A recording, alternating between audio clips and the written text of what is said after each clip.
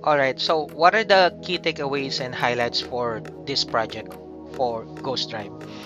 So some important facts that I found out because I used to spoke with them a couple of times and I came to their office. One thing is for sure, malaking office nila. And uh, they are having collaboration with Ton ecosystem. So alam naman natin gaano kalaki yung Ton network right now and the community itself because there are a lot of users on Telegram.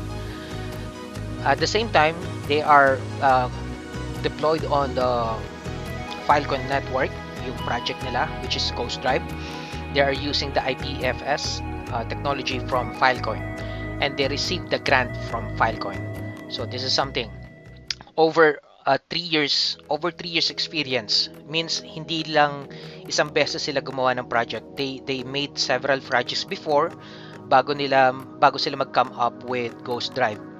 So this is this is what we can consider that they are expert and specialized when doing a project and developing technology in Web3, especially in decentralized and blockchain.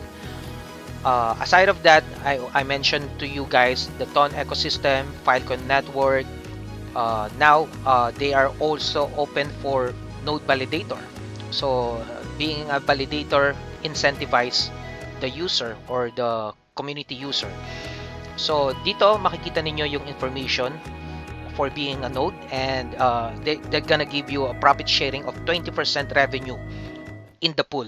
So it has inclusion of 1 terabyte and you can see that they are blockchain. There are Ton under the Ton network and you will receive a Ghost Drive token included of 50,000 per node. So yun yung equivalent niya.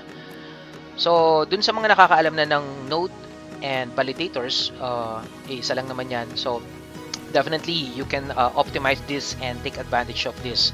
So if you need more information, let me know. I will I can connect you with them. But if you have understanding how to get the or to become a node validators, then you may proceed. So some of the highlights as well, you can find their social media, gaano karami yung kanilang community right now, and their comprehensive informations. You will find it over the internet, Telegram, Twitter, Medium. So these are the things. And Ghost Drive official website is www.ghostdrive.com. And other than that, they have the link tree, all the information. You can find them. Just let me know if you need this one. Of course, the documentation, the white paper, and everything, technical infrastructure of Ghost Drive. You can check them over the internet.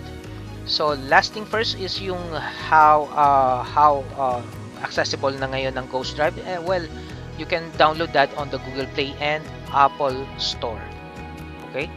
So before you download, guys, before you download the Ghost Drive on the Apple Store or Google Play, first thing first na gagawin ninyo is go to the Telegram channel. Okay, and just check the link that I sent to you or below down.